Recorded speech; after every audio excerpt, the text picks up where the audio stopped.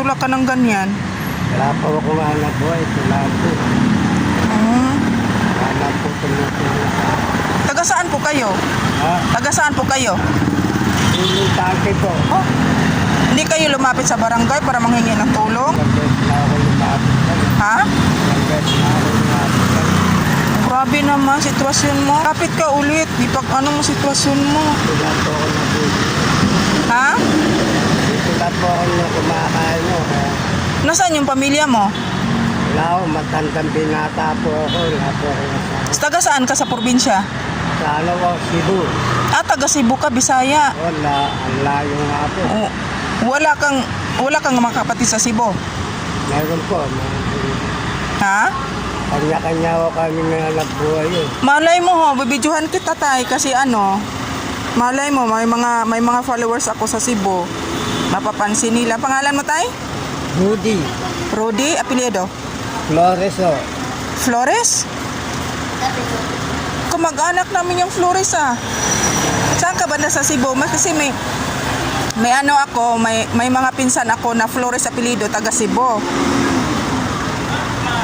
Si Alejandro Flores.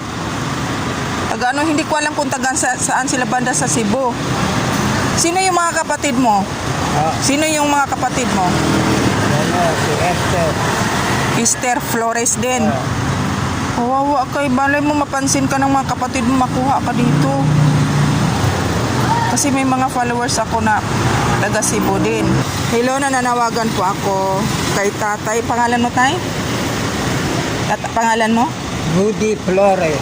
Nananawagan po ako sa mga kamag-anak Rudy Flores diyan sa Cebu. Kawawa po siya, nandito siya sa nagkakariton lang po siya dito sa Malinta, Barangay Malinta. Nananawagan po ako sa mga kapatid niya na ni Tatay Rudy Flores. Wala daw siyang kamag-anak dito, wala daw siyang mapupuntahan, wala siyang matitirahan. So nananawagan ako sa mga taga Cebu kung sino po yung nakakaalam ng mga pangalan ni Tatay Rudy Flores, kung sino yung mga angka niya dyan. Kunin niyo po siya dito sa Maynila. Nandito po siya yan po yung nagkakariton lang po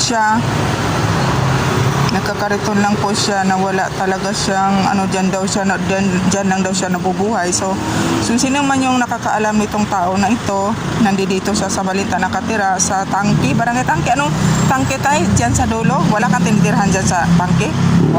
Wala kang tinitirhan dyan sa Tangke? Lala po, sa kapwa ako nangangalakal. Ay, ditulog lang po.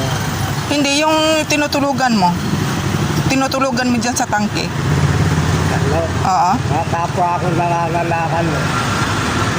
Saan ka natutulog? Yung nga po, sa kapwa ako nangangalakal. May payo siya po.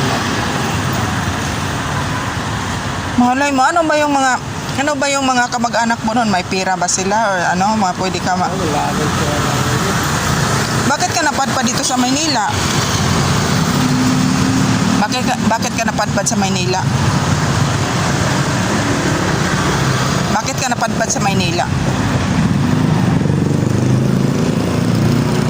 Naawa ako sa iyo eh. Nagtutulak ka ng nakita ko. Diyos, bilhin mo lang ng pagkain. Halika tayo, bilhan kita ng pagkain. Dali. Yan, isasama ko siya sa doon, pakakainin ko siya guys.